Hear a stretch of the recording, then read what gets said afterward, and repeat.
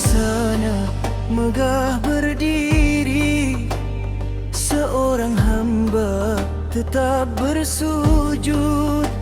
Bukan dunia yang ia cari, namun ridhamu yang ia maksud.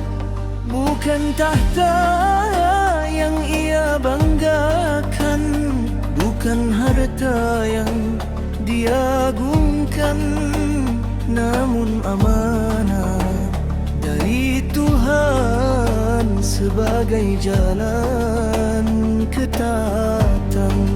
Rabbi ifirli, lirih doanya, air mata jatuh di malam sunyi. Wahabli mulkan, pintanya kerajaan untuk bahagia.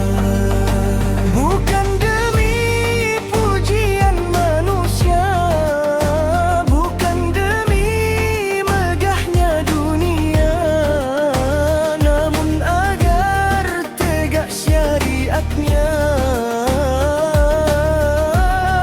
di bumi yang fana.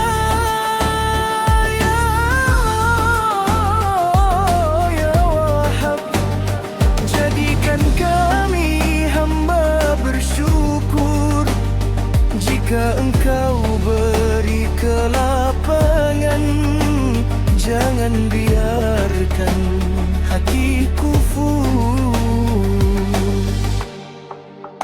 Angin pun tunduk atas izinnya, para jin bekerja atas perintahnya. Burung-burung bertasbih bersama dalam kerajaan penuh cahaya. Namun ia tetap berkata, semua ini karunia-Nya, tiada daya dan upaya tanpa kuasa dari Rabb semesta. Ajari kami makna jalaya, kaya iman, kaya jiwa. Bila dunia kau titipkan, jadikan ia jalan menuju syurga.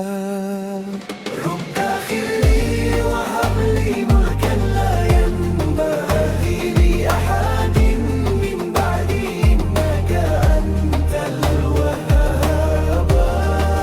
Ya Tuhanku, ampunilah aku dan anugerahkanlah kepadaku kerajaan yang tidak dimiliki oleh seorang pun setelahku.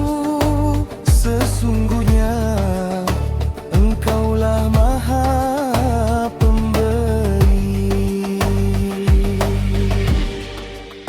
Seperti doa Nabi Sulaiman yang menjadikan kuasa sebagai